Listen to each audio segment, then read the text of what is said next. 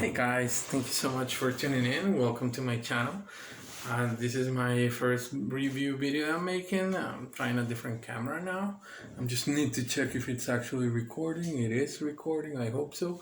Well, thank you so much guys for clicking on this video. What I'm going to be talking about today is one of my favorite things in the world. As you can see, I'm wearing my AEW shirt. AEW standing for All Elite Wrestling, which is the federation or the league that I like right now. They do have some really nice talent, and they have like some creativity that is going beyond everything the other companies are doing right now. And they just had this incredible show on the weekend, which was Double or Nothing. Last year's Double or Nothing was really good. It was the debut. We saw Moxley debuting on that day, and it was a really, really great show at that time. I got this shirt like a couple of days before the show. Like a guy from the gym just offered me an All Elite Wrestling shirt out of nowhere. And I live in Guatemala, so there's no wrestling stores in here or merchandise stores. I don't know where he got it from, but he just offered me this out of nowhere, and I was like, "Oh, okay, but the AEW is not out yet." Yeah, but I have a lot of shirts, and some of them didn't fit me. Do you want it? I was like, of course I want it, and I was able to watch it even before AEW launch. So that was a really good story about how I got this shirt. I really like it. So, coming then to the show, I didn't really watch the buy-in. I totally missed it because I don't know, I just didn't see it. I need to watch that on YouTube. I really like Private Party. I like what they do. I really like the Best Friends as well. Like the Best Friends is the best example of this kind of characters and this kind of concept that other companies wouldn't really support. Like the fact that they're just tough guys. They're our best friends, and nobody can be better friends than them. And they call themselves best friends, and they like they hold hands, and they're like And this whole thing, it's something that if you saw somewhere else, it wouldn't take long to be ridiculized, but it doesn't happen in AEW. As a matter of fact, since they started beating the Lucha Brothers and Pentagon and Phoenix individually, they started fighting with them. And we just saw like they're like a legit tag team, and they're really good at it. And I'm glad that they are the new number one contenders for the titles, which hopefully that will happen soon, because I see them as champions not only once. I can see them like being champions, tag team champions several times, and that hopefully will also mark like an individual run for Kenny Omega and for Hangman Adam Page. So then the Casino ladder match, it was really good. It was like your classical ladder match with this many people. I do like Brian Cage. I really don't care much about him, especially since that AAA event where he came out with certain shirts, like just to get heat on it. Like Ugo Sabinovich will call it an inflammatory shirt on. But that's a thing of the past, so let's not talk about that. But I really don't care. But it's good that he signed up with AEW, so you have more talent on it. The one thing that got me like during this casino battle match that got totally sold me on it was the fact that we saw Darby Allin dropping like a Jaws style drop from the ladder. And if you watch skateboarding videos, you know that's nothing to mess with. Just dropping like that, and like I don't know if it did really work or not, because like it sounded legit. Like his pain yells, it was like a real skateboarding injury. And I was worried that he really got hurt, like, and worst of all, like, stupidly, because that was like a really stupid move. But then I realized, like, probably I got sold into it, because when I saw that he wasn't like really in his best shape to fight Brian Cage, which is supposed to be now new rival since he wouldn't take the advice from Taz, and you saw Cage like completely wrecking him, and he still came back to do a spot with Luchasaurus. I think they called like the Red Dawn or something. I don't remember the word, but it was like yeah. I spent much of this match worried about Darby Allin, and that was like the thing that I had, and like it didn't leave me alone. And it was a good match. Joey Nella did a great Dead Valley driver, and that was probably the best part of the casino battle. Cole Cabana got completely lost in it, so I think he needs to find something, because when he fought Lance Archer, like Chris Jericho said, his funny things are not gonna help him, and a matter of fact, it didn't. So he needs to step up and find somewhere or something to do, maybe something new. All right, so the next match is I don't remember what was the next match, but then let's move forward into the next one after that. It was Cody and Lance Archer, and this was for the TNT Championship, which is a TV title. So I'm never actually remember seeing like a TV title, because I of course I watched ECW. I didn't watch much WCW, but I don't remember those details about what a TV title is. I'm thinking a TV title, it's meant to be defended on the television show every week or something like that. I hope that's the case. It's not like the Intercontinental title, it's something defended on TV, but it's not it's not the world title. Let's just call it that way. About the belt, a lot of people say it's awful. I really don't care. It looks better than any of the WWE belts. So that's something. At least that's something to say. And another thing that I noticed, sorry about that, guys. Another thing that I noticed is that damn Mike Tyson, he started joining and I started joining. I was watching the show at midnight. I went to bed at 3:30 a.m. watching Double or Nothing, because I lost the internet connection when it was live, so I had to wait for the internet to be back. Yeah, I was like, oh, I need to see this, but damn, Mike Tyson made me yawn as well. It's contagious. But he looked to have a good time, and I think Lance Archer, he did a great match. He was about to win, and by having Arn Anderson interfering, that gave him like this. Like he that protected him, because he could have won, but he didn't, because like there was interference. There was like this whole riffraff going on, and that's how Cody won. And Cody needed that win. I mean, Lance needed it, but Cody needed it because he lost to MJF. He lost to, who was the other guy? His first feud, Chris Jericho, like completely got him. So yeah, I mean, he needed to win. He's the boss, and he needs it, and making a great effort. Now, Hikaru Shida.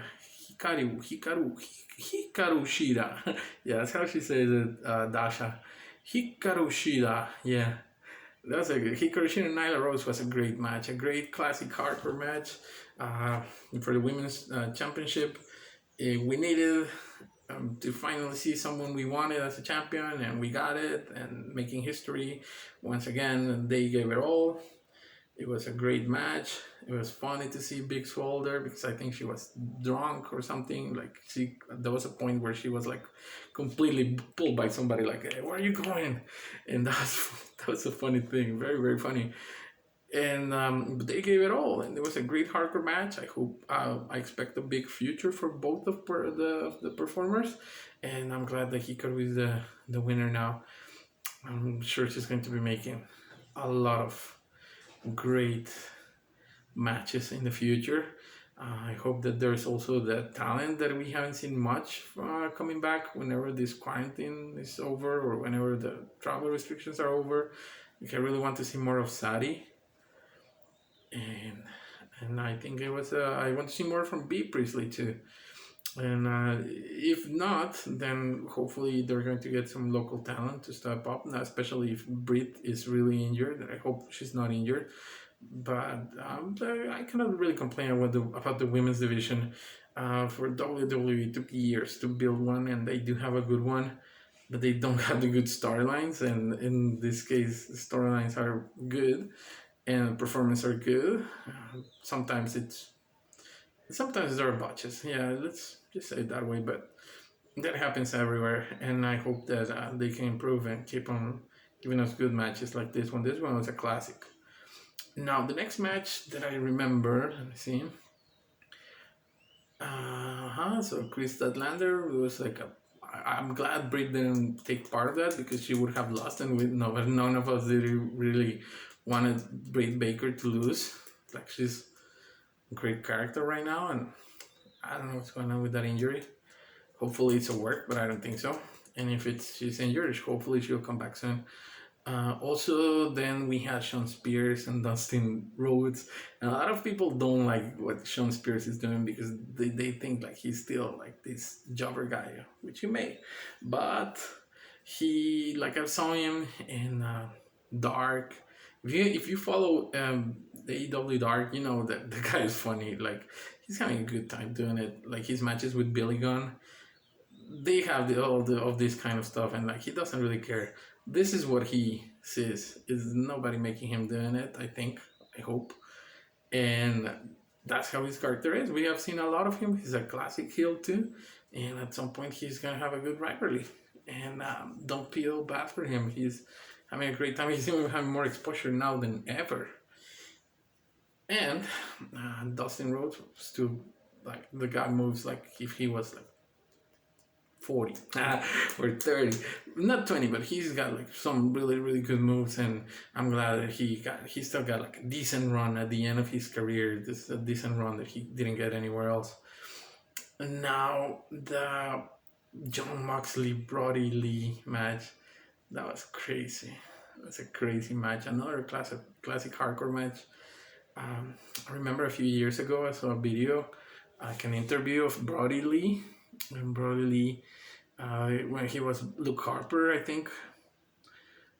And I'm not really sure because he was like working this independent show, and like I saw the guy has really good moves. Like the guy was flying, and not only that, in the interview, the guy had a lot of charisma. This guy had a lot of charisma.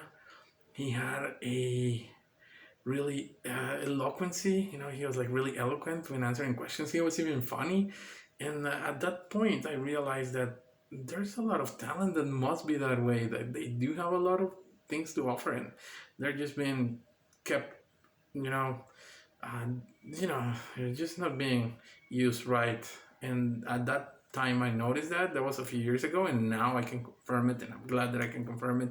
I do like the Dark Order. Join the Dark Order. I hope that Evil Uno is back soon, so that way they can like go for circle with it, and let's see what they have to offer. But so far, Brody Lee saved the Dark Order because a lot of people didn't really like the idea of this kind of cult, and he did a great match. And yes, reminiscent of Bruiser Brody, like JR said, and Tony Schiavone. And it was a great finish. They kind of like that moment when they went through like the whole Taz Bam Bam Bigelow thing that they did on the entrance. That was like a bit scary. If you see the replay, you can see like that stiff piece of wood there, like probably can bust your head open if you hit it. And I actually think Moxley hit that, the back of his head. Probably didn't see it. It's too quick. But if you see it, like it's physically impossible that he didn't hit that. So that was a great main event. And then we saw this other great match that I was forgetting, the best wrestling match of the night, MJF and Jungle Boy. MJF and Jungle Boy was a complete clinic, and that's all I'm going to say about that. That was a clinic, wrestling 101 is MJF versus Jungle Boy, and that's insane. Great moves there. MJF, one of the best workers out there. Even if he's a heel, he's the best at being a heel. Now the Stadium Stampede match, that was crazy. I cannot really explain that, how it was. You guys saw it. And I think my favorite part here was Hangman Adam Page's part at the bar. this whole bar fight, like with Jake Hager and being choke slammed to on the pool table and having all these kind of like I don't know how to explain it. Like it was a real bar fight that we haven't seen in a while, and it completely wrecked the place. But it was great seeing that. It was great seeing Kenny Omega involved with that. The Matt Hardy part was good. I'm not much of a fan, but it's still entertaining to me. Of what he does now is broken, and I think there was a lot of his ideas there, but most of the match I can see that coming from Chris Jericho's head. The whole build up, everything that happened, like I'm sure Jericho scripted that. He's still the best in the world at what he does, and Sammy Guevara being his prodigy, or his prodigy. Um, I think that's another thing. Is Sammy Guevara reminds me a lot of Steve-O for a reason. Is the guy that always gets the bump, but also like his face reminds me of a young Steve-O, and that's something super funny. And I think not only that, he's got great moves and he's gonna go far. Same as Darby Allin and the other guys, Private Party, all of them. They're gonna go really far in the wrestling business. And another thing that not too many people talk about is the Young Bucks spots. Their Young Bucks completely did it. I think one of them was legitimate um, hurt on his ribs, and I think that was Matt, right? Matt is the guy that jumped from the goalpost, and that was a sick spot there. Sick spot. Also, when Nick jumped from the seats, that was also a sick spot. And it was overall a great show. Like especially this, it was a hard week for wrestling. Seeing special of Dark Side of the Ring for Owen Hart.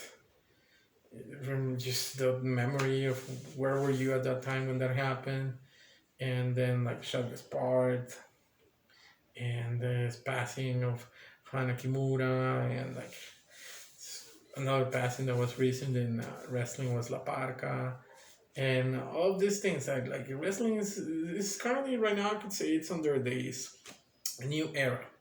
Wrestling it's under a new era, and we have to like it came organically because of the situation of what we have going on right now. The era of this area is like a reality. No, it's not reality. Come on, it's not a reality yet, but this is going to be the cinematic era where the main events can be solved like that with a lot of goofiness, wackiness, or seriousness, like the Boneyard match, which was great too. It's a complete classic, and I'm glad that we're seeing this content also. It's just a bit refreshing for most of the content, and let's see what's next for AEW.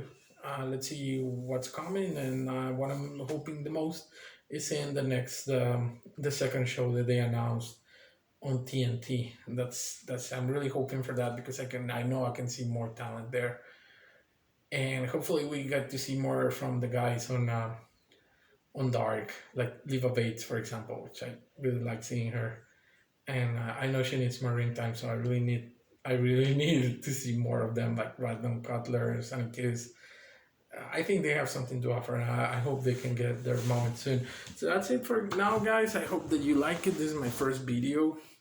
I hope that you like what I said. I'm going to be making more videos about other things that I like. I really like some other topics, like cultural topics, like art, books, music, and wrestling, and skateboarding, and other stuff. So I'm glad that we spoke, guys, and keep on watching AEW and keep on watching all your favorite promotion. Anything that you guys like, let us know. I'm also watching, and you have a good time, guys. Thank you so much for seeing this whole video.